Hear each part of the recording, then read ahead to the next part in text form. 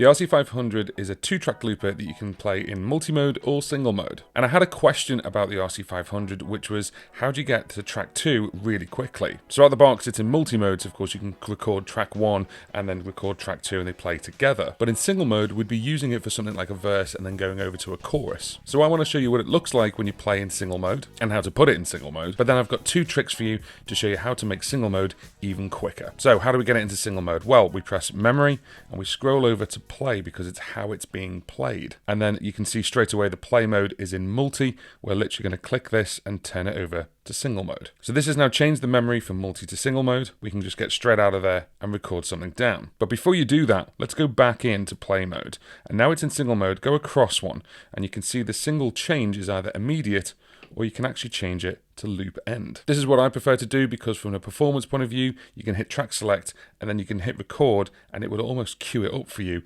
towards the end of the other loop. Let me show you.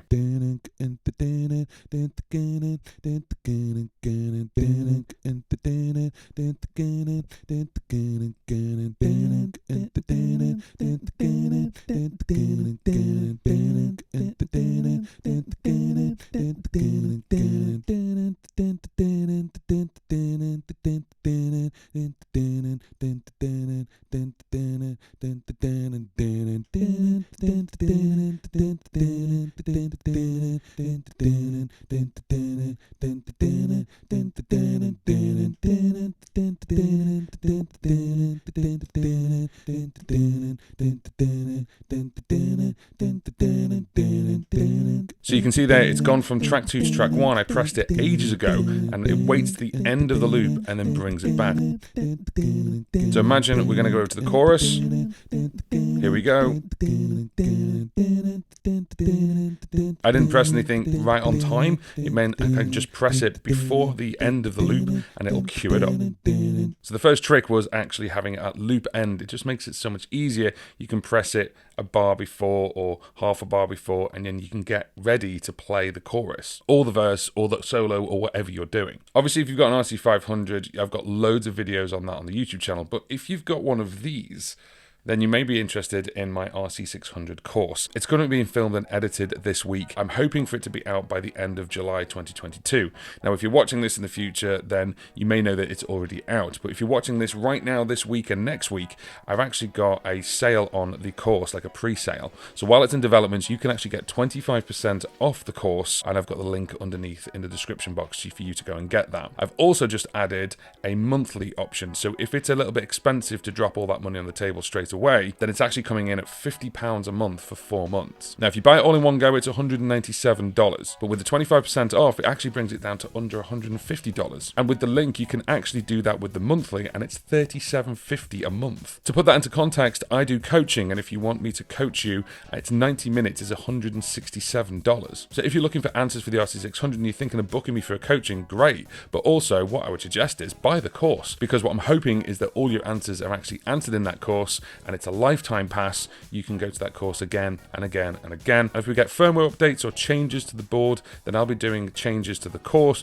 to make sure that it's up to date. Plus, there's loads of bonuses, including PDF downloads and even my setups. My actual setups I use for gigging. You're going to get them, so you can literally just copy them and throw them into the RC-600. So have a look at the link below and check out my RC-600 course. Now, let me show you the second thing about this RC-500. These buttons are set up in such a way where we've got record play for the current track, stop for the current track, and then select which track it is. So we change from track 1 to track 2. However, with the RC-500, you can customize it. So what we want to do is we want to change these so they become, this is track 1, this is track 2, and this is obsolete. So we can actually change this to something else completely. So what we're changing these to is a 1-track looper on each pedal. Now, the upside of this is we've actually got full control over each track, and you don't have to do track select and then select something else. The downside is for stopping the track, you have to double tap it. So let me show you how we do this. Again, we're going to go into memory, but we're going to go across and keep going until you get to control.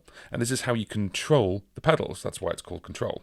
So if we give this a click, this is pedal 1 function, and right now, as you can see, it says current record play. So whether you're on track 2, as it's flashing right now, or you're on track 1, this is the current record play. I'm going to change this, and let me show you what I'm going to change it to. So give it a click. Let's go all the way back, and I'm going to change it to track 1 RPSC. Now, RPSC means record, play, stop, and clear. So yes, you can do all of that. Overdubbing is standard. So record and overdubbing and play, and then you can stop it and you can even clear it as well, all on one pedal. This is actually what's set on the RC-5 on the main pedal. But I've set this for track 1. Next, what we're going to do is we're going to change this one. So this one is now going to be exactly the same, but we're going to change it for track 2. So now these are track 1 and track 2. Let me just get out of there and let me show you this. So I'm just going to press this again. I could record.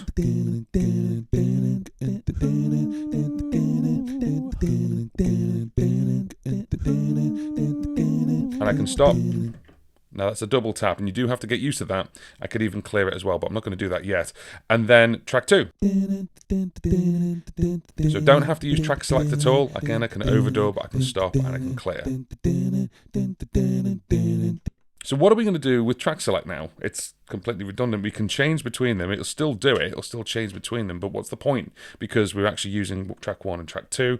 What I'd like to do with this one is change it for the rhythm. So now what I'm going to do is go into menu, go across back to control. And if we keep going across to pedal 2 and pedal 3, this is track select.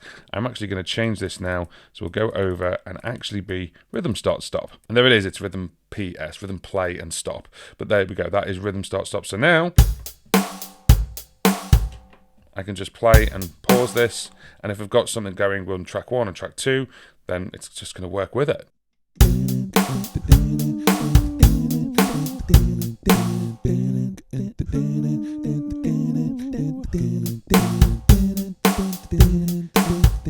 A little bit out of time. Sorry.